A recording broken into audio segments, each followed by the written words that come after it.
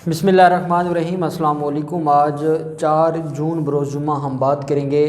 दो अहम केसेस के हवाले से। कैप्टन रिटायर्ड सफदर के ख़िलाफ़ आज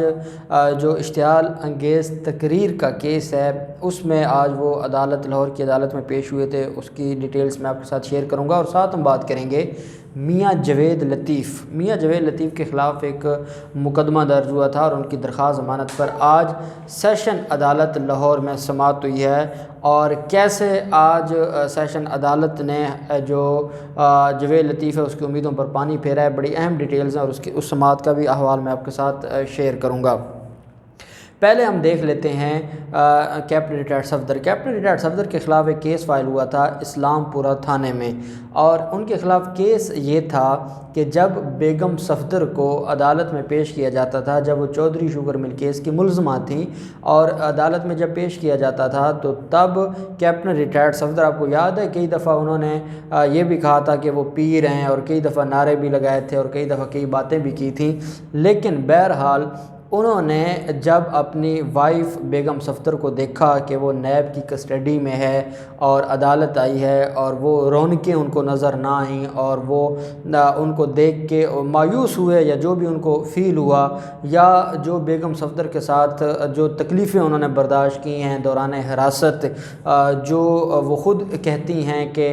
उनको जो है वो तशद्दुद का या ज़्यादतियों का या मुख्तलिफ़ तरह के जो है वो हरासमेंट का निशाना बनाया गया। तो शायद बेगम सफदर ने उसमें से कुछ डिस्कस किया हो, उन बातों में से कुछ डिस्कस किया हो कैप्टन रिटायर्ड सफदर से, जिसकी वजह से वो इश्तियाल में आ गए। जब वो इश्तियाल में आए तो उन्होंने वहाँ खड़े होकर जो तकरीर की, उस तकरीर में फिर उनको, आपको पता है जब वो बात करते हैं तो उनको ख़ुद नहीं पता होता कि वो क्या बात कर रहे हैं, और उन्होंने तकरीर की और उन्होंने रियासत, इदारे, सब को ही रगड़ दिया और सिर्फ बेगम सफदर की खुशनुदी हासिल करने के लिए, या आप कह सकते हैं कि अपनी बीवी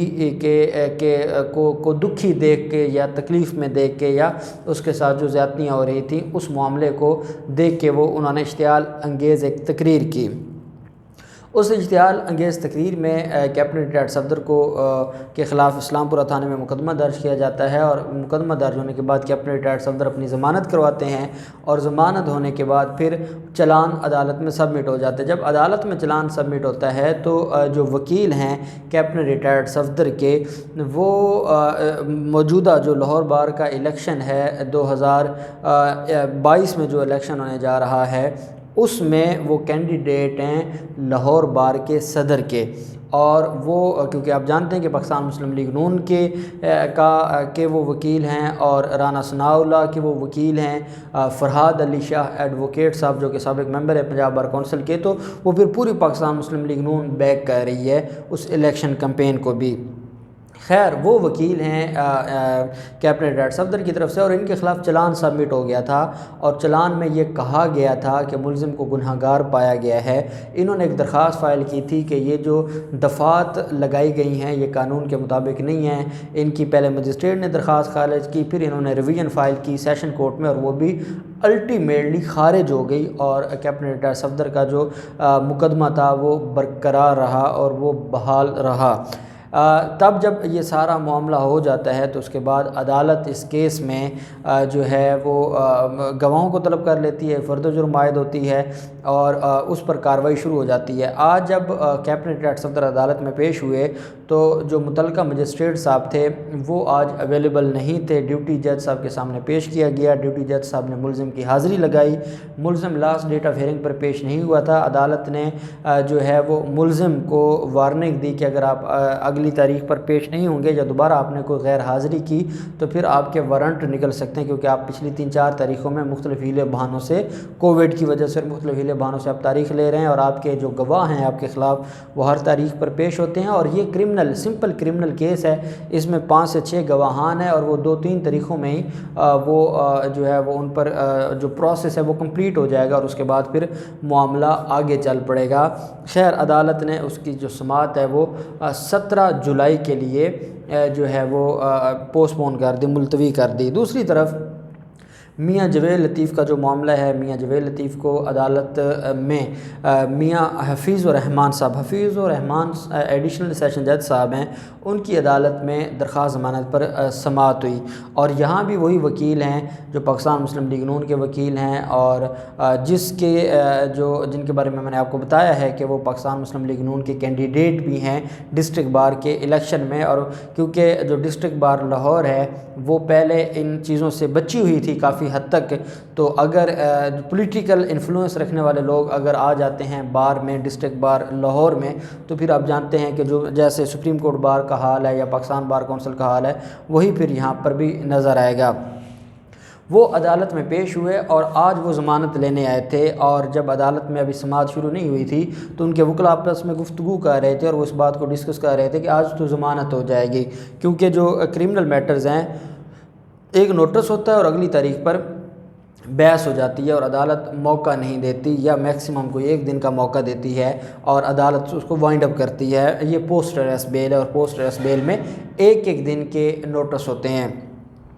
جب حفیظ الرحمان ایڈیشنل سیشن جج صاحب نے کیس کی سماعت شروع کی، پروسیکیوشن موجود تھی، پروسیکیوشن نے تو اپنی جو انویسٹیگیشن ہے وہ بھی کمپلیٹ کر لی ہے، پروسیکیوشن نے تو سارے کے سارے ڈاکومنٹس بھی جو ہے وہ کلیکٹ کر لیے ہیں، اور جو ریکارڈ ہے ملزم کے خلاف مقدموں کا، جو پریویس کنڈکٹ شو کر رہا ہے ملزم کا کہ ملزم کیسے مختلف مقدمات میں ملوث ہے، مختلف طرح کے کیسز میں ملوث ہے، اور ملزم کا جو کنڈکٹ ہے وہ کرمنل ہے،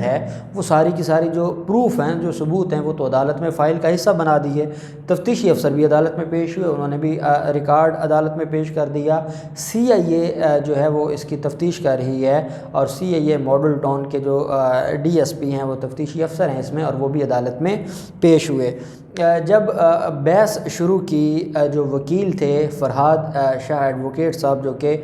وکیل ہیں جویل لطیف کے، انہوں نے اپنی بحث شروع کی تو انہوں نے عدالت سے کہا کہ جناب جو ملزم ہے یہ ایک سیاسی کارکن ہے، اور یہ ممبر ہے نیشنل اسمبلی کا، اور ماضی میں بھی بڑے عہدوں پر فائز رہا ہے، اور پاکستان کی جو سب سے بڑی سیاسی جماعت ہے اس کا وہ اہم رہنما ہے، اور وہ صرف اور صرف کیونکہ ان کی رہنما کو تھریٹ دیے گئے تھے، ان کی جو محبوب لیڈر ہے مریم صفدر، ان کو تھریٹ دیے گئے تھے، اس وجہ سے جذباتی ہو کر انہوں نے یہ بات کی تھی، اور ان کا مقصد کو پاکستان کے خلاف نہیں تھا، ان کا مقصد یہ تھا کہ اداروں میں بیٹھے جو چند لوگ ہیں وہ ان کو جو ہے وہ بیسیکلی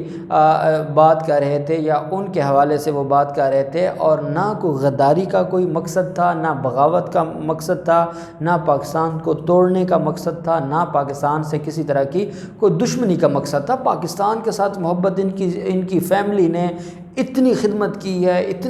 کی ہے کہ جناب ہم آپ کو بتا نہیں سکتے۔ وہ خیر پروسیکیوشن نے بتایا کہ ان کی خدمت یہ ہے کہ ان کی والدہ پر بھی مقدمات ہیں اینٹی کرپشن کے، اور یہ قبضہ مافیا سے بلانگ کرتے ہیں، اور بیوی بچوں سمیت یہ اس پورے دھندے میں ملوث ہیں۔ یہ خدمت تو کی ہے خیر انہوں نے ملک کی، لیکن ملزم کے وکیل نے کہا، وکیل صفائی نے عدالت میں، کہ جناب ان ساری بنیادوں پر جو ہمارے خلاف مقدمہ درج کیا گیا ہے یہ جو ہے وہ سیاسی بنیادوں پر فائل کیا گیا ہے، اس وجہ سے اس کو ضمانت دی جائے۔ ساتھ عدالت کو یہ بھی بتایا گیا کہ اس سارے کے سارے معاملے میں ملزم بے قصور ہے، اور وہ پاکستان سے محبت، پاکستان زندہ باد، پاک فوج زندہ باد، ادارے زندہ باد، وہ ہر ادارے کی عزت کرتا ہے، صرف اختلاف رکھتا ہے، اور اس اختلاف کی بنیاد پر یہ سارا معاملہ ہوا۔ جب عدالت میں جو پروسیکیوٹر تھے، آپ جانتے ہیں کہ جو اسٹیٹ پروسیکیوٹر ہیں وہ ان کا بڑے منجھے ہوئے جو ہے وہ پروسیکیوٹر ہیں جو جویل لطیف کے خلاف کیسز میں پیش ہوتے ہیں، انہوں نے طنزیہ انداز میں عدالت سے کہا کہ جناب ہمیں ایک بات کی نہیں سمجھ آتی، ہم ایک چیز کو نگل نہیں پا رہے، اور ہم بڑی کوشش کر رہے ہیں کہ اس معاملے کو جو ہے وہ ہم برداشت کریں، یا اس کو ہم کسی طریقے سے جو ہے وہ اچھے طریقے سے دیکھیں، لیکن ہم برداشت نہیں کر پا رہے کہ جو شخص یہ کہتا ہے کہ اگر میری رہنما کو ہو گیا کچھ تو میں پاکستان کھپے کا نعرہ نہیں لگاؤں گا، میں پھر پاکستان کا وہ کروں گا جو بنگلہ دیش کا ہوا، جس کی یہ تقریر موجود ہے اور ملزم آج تک اس پر قائم ہے۔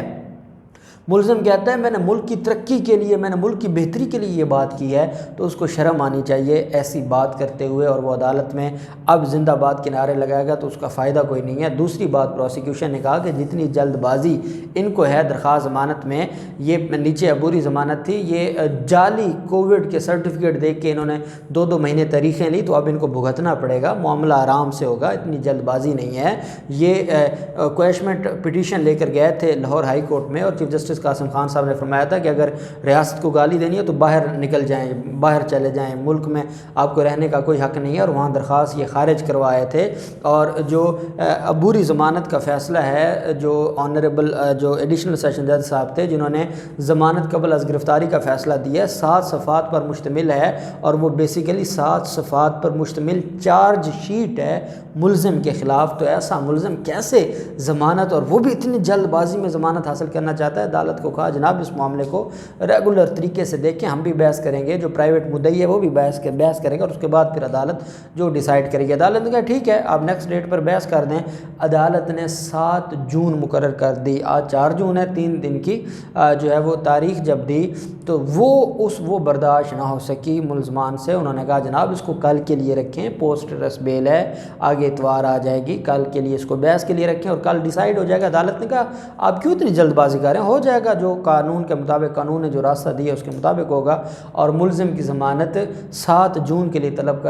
جو ہے وہ ملتوی کر دی۔ اب 7 جون کو ملزم کی ضمانت پر پروسیکیوشن اور مدعی کی بحث ہوگی۔ اب دیکھتے ہیں کہ کیا 7 جون کو بھی ان کو مایوسی کا سامنا ہوتا ہے۔ جو مجھے باڈی لینگویج آنریبل جج کی نظر آ رہی ہے، مجھے نہیں لگتا کہ کوئی کمپرومائز کرے گا ریاست کے حوالے سے اور